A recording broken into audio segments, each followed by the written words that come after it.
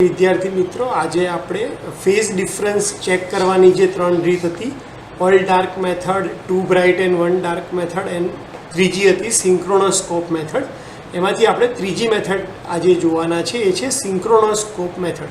સૌથી પહેલાં સિંક્રોનોસ્કોપ એટલે શું? એટલે આ એક ડિજિટલ મીટર છે કે જેની અંદર એક ડિસ્ક મૂકી હોય અને રોટેટ થતી હોય.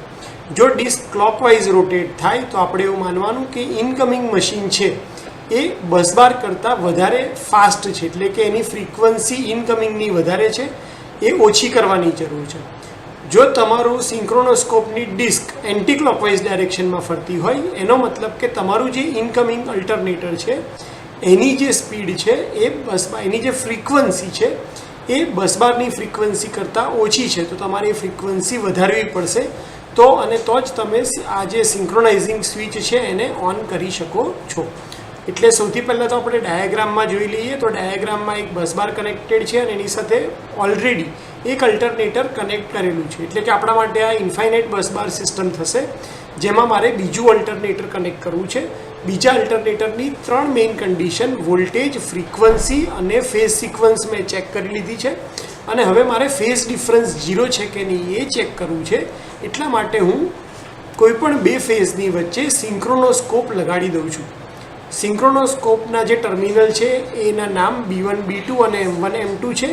B1 અને M1 વાય ફેઝ સાથે અને B2 અને M2 બી ફેઝ સાથે કનેક્ટ કરવામાં આવ્યા છે, જેથી કરીને ફેઝ ડિફરન્સને કન્ટિન્યુઅસલી મોનિટર કરશે.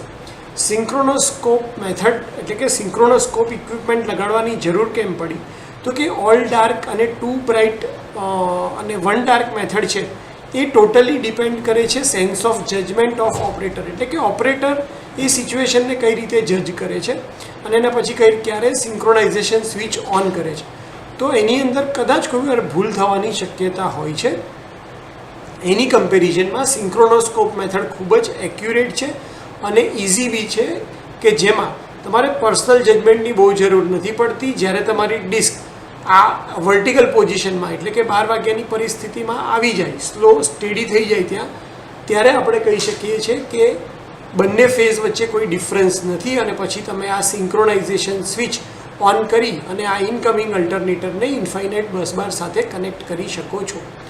તો સિંક્રોનોસ્કોપ મેથડની અંદર કનેક્શનમાં શું ધ્યાન રાખવાનું છે કે ભાઈ એના 4 ટર્મિનલ છે, B1, B2, M1, M2. B1 અને B2 વાય ફેઝ સાથે અને M1 અને M2 બી ફેઝ સાથે કનેક્ટ કરવાના હોય છે. સિંક્રોનોસ્કોપનું વર્કિંગ કેવું છે? તો સિંક્રોનોસ્કોપમાં એક પોઇન્ટર છે જે કન્ટિન્યુઅસલી રોટેટ થતું હોય છે અને આ પોઇન્ટર ઇન્ડિકેટ કરે છે કે ક્યારે તમારે સિંક્રોનાઇઝેશન સ્વિચ ક્લોઝ કરવાની છે. જો પોઇન્ટરનું રોટેશન ક્લોકવાઇઝ ડાયરેક્શનમાં હોય, એનો મતલબ છે કે તમે જે અલ્ટરનેટરને પેરેલલ કરવા માંગો છો તે બસબારના કમ્પેરિઝનમાં ફાસ્ટ રન કરી રહ્યું છે, એટલે તમારે એને સ્લો કરવાની જરૂર છે. અને જો પોઇન્ટર એન્ટી ક્લોકવાઇઝ ડાયરેક્શનમાં ફરતું હોય તો એનો મતલબ છે કે તમારે જે અલ્ટરનેટરને પેરેલલમાં કનેક્ટ કરવું છે એની સ્પીડ બસબારની સ્પીડ કરતાં ઓછી છે. અહીંયા હું સ્પીડ કહું છું, એનો મતલબ ફ્રીક્વન્સી છે. એટલે જ્યારે પણ રોટેશન ઓફ પોઇન્ટર, આનો મતલબ rotation of pointer proportional two difference in a frequency છે. જો ફ્રીક્વન્સીમાં ડિફરન્સ વધારે મોટો હોય તો પોઇન્ટર છે એ ઓસિલેશન કરશે અને જ્યારે પણ પોઇન્ટર ખૂબ જ ઓછી સ્પીડે ફરે અને એક 12 વાગ્યાની પોઝિશન ઉપર ફિક્સ થઈ જાય ત્યારે આપણે સિંક્રોનાઇઝેશન સ્વિચ ક્લોઝ કરવાની રહે છે. તો આ હતું સિંક્રોનોસ્કોપ મેથડ કઈ રીતે કામ કરે છે.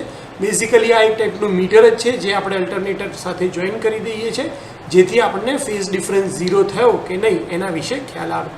તો હોપ કે તમને ત્રીજી જે મેથડ હતી જેનાથી આપણે 0 ફેઝ ડિફરન્સ ચેક કરીએ છીએ એના વિશે ખ્યાલ આવી ગયો હશે. અને એક્ઝામમાં પૂછાય તો તમારે આ એક ફિગર, સિંક્રોનોસ્કોપ સાથેની ફિગર અને એની જે વર્કિંગ પ્રોસિજર છે જે અહીંયા લખેલી છે એ તમારા શબ્દોમાં તમારે લખવાની રહેશે. આટલા ટાઈમ માટે મને શાંતિથી સાંભળવા માટે થેન્ક યુ સો મચ.